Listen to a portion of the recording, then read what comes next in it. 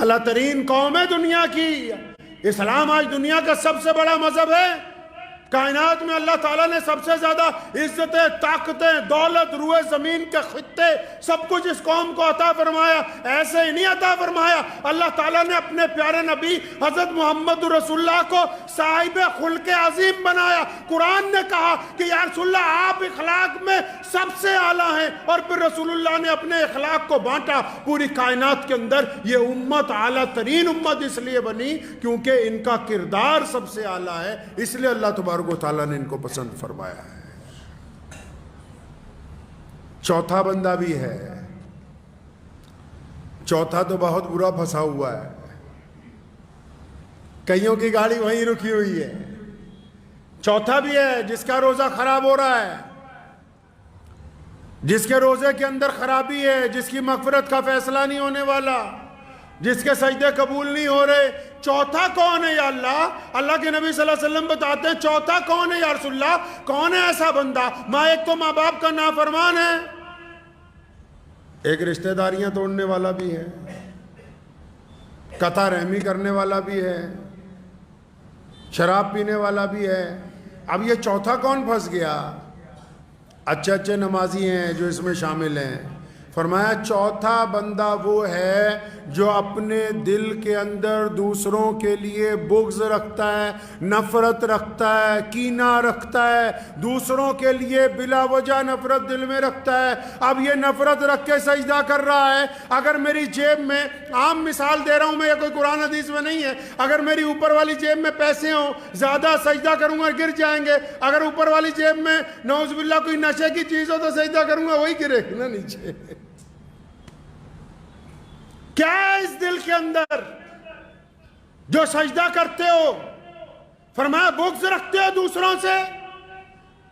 دونوں صورتوں میں چغلی کو، غیبت کو، بہتان کو ایک ہی کیٹیگری میں محمد رسول اللہ نے رکھا. مان لیا کہ وہ بندہ شرابی ہے، مان لیا کہ اس بندے میں خرابی ہے، مان لیا چور ہے، ڈاکو ہے، عیاش ہے، بدماش ہے، لیکن اگر یہ بات تم اس کے منہ پہ کہتے اس کو برا لگتا کہ نہیں لگتا؟ برا لگتا، وہ تم سے لڑ پڑتا. تم منہ پہ اس لیے نہیں کہتے کہ منہ پہ کہوں گا تو یہ لڑ پڑے گا. تو نبی علیہ السلام نے فرمایا کہ اگر یہ اپنے بھائی کی غیبت کرتا ہے، اس میں برائی ہے تو برائی کو بھی بیان کرنا فرمایا منع ہے. اور اگر اس میں برائی نہیں ہے، تم کہتے ہو کہ چور ہے، وہ چور نہیں ہے. تم کہتے ہو بے ایمان ہے، وہ بے ایمان نہیں ہے. تم کہتے ہو ریاکار ہے، وہ ریاکار نہیں ہے. تم کہتے ہو زانی ہے، وہ زانی نہیں ہے. اگر تم اپنے پاس سے بھی الزام لگاتے ہو، پہلی صورت میں غیبت ہے، اگر اس میں گناہ ہے تو غیبت کا گناہ، اور اگر اس میں وہ گناہ نہیں ہے تو بہتان کا گناہ. اب چغلیاں کرنے والے بھی خدا کی حضور بخشے جائیں گے کیا؟ اب بے ایمانیاں کرنے والے بھی روزے میں بخشے جائیں گے کیا؟ جن کے دل غیبت سے بھرے ہوئے ہوں، جو گھروں کے اندر اپنے گھروں میں اپنے بچوں کے ساتھ نفرت رکھتے ہوں، جو مسجد میں آتے ہوں پھر بھی پردھان جی کے چکر میں ایک دوسرے کی ٹانگ کھینچنے کی فکر میں رہتے ہوں، جو یہ سوچتے ہوں کہ فلاں کی خامی کیسے نکالیں، جو 24 گھنٹے اسی چکر میں. اب کسی گھر میں کوئی بہو ہے، کسی کی بیٹی بہو بن کے آ گئی، ہماری کہیں چلی گئی، ہم کہتے ہیں داماد اچھا ہو جائے لیکن ہمارا بیٹا اچھا نہ بنے اپنی بیوی کے لیے. داماد اچھا چاہیے، اپنا بیٹا اچھا نہیں ہو تمہاری بیوی کے لیے. روزہ بھی رکھتے ہو، اپنی بہو کی بے عزتی بھی کرتے ہو، روزہ بھی رکھتے ہو، اپنے بچوں کو بھی ڈانٹتے ہو، روزہ بھی رکھتے ہو، اپنے ماتحت کو بھی ڈانٹتے ہو. پتہ ہے نبی علیہ السلام نے آخری وقت میں کیا کہا؟ یہ صرف آج تک یہی بتاتے ہیں کہ یہی کہا میری امت کو بخش دو، میری امت کے لیے مغفرت کا فیصلہ ہو جائے، میری امت کا کیا ہوگا یا اللہ میری. لیکن نبی علیہ السلام نے آخری وقت میں اس کے علاوہ اور بہت سی باتیں کی. ان میں ایک بڑی پیاری بات ہے. فرمایا میں اس بات کے لیے بھی بڑا فکر مند ہوں کہ میرے بعد تم اپنے ماتحتوں کے ساتھ کیا کرو گے، میرے بعد تم اپنے نوکروں کے ساتھ کیسا معاملہ کرو گے، میرے بعد تم اپنے غلاموں کے ساتھ کیا کرو گے.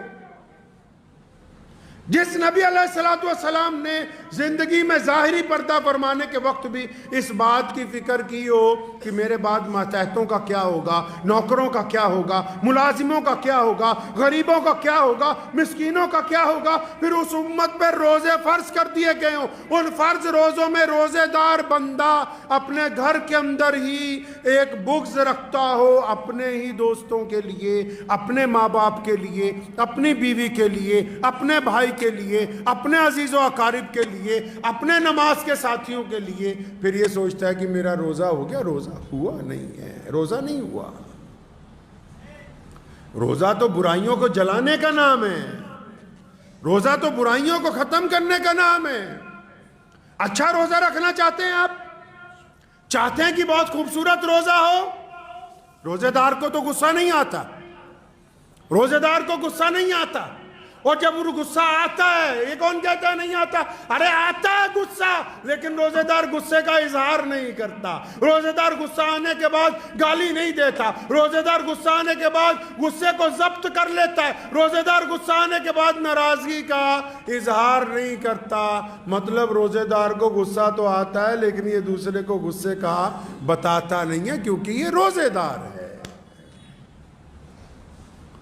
روزے دار کا عمل اور اس کا کردار۔ اچھا روزہ رکھنا چاہتے ہیں، ماں باپ کی اطاعت کیجئے۔ ماں باپ کہہ رہے ہیں بیٹا جلدی گھر آ جاؤ، کہہ نہیں ہم تو دیر سے آئیں گے۔ ماں باپ کہہ رہے ہیں فلاں کے ساتھ ملنا جلنا کم کر دو، نہیں ابا تمہیں نہیں پتہ ہے۔ ماں باپ نے تمہارے اندر کچھ خرابیاں دیکھی، ان کی اصلاح کرتے ہیں، تم کہتے ہو کہ نہیں آپ کو عقل نہیں ہے۔ اگر آپ اچھا روزہ رکھنا چاہتے ہیں تو اپنے ماں باپ کی اطاعت کریں، اگر آپ اچھا روزہ رکھنا چاہتے ہیں تو تمام طرح کے نشے چھوڑنے کا عہد کریں اس رمضان المبارک میں۔ اگر آپ روزہ اچھا رکھنا چاہتے ہیں تو پھر سارا دن صرف اگر 5 نمازیں آپ جماعت سے پڑھ رہے ہیں، ان نمازوں کے بعد اگر وقت نہیں نہ مل رہا بہت زیادہ تلاوت کا، وقت نہیں مل رہا نہ تسبیح کرنے کا، لیکن اگر آپ کاروبار میں برابر تولیں گے تو آپ کا روزہ اچھا گزرے گا۔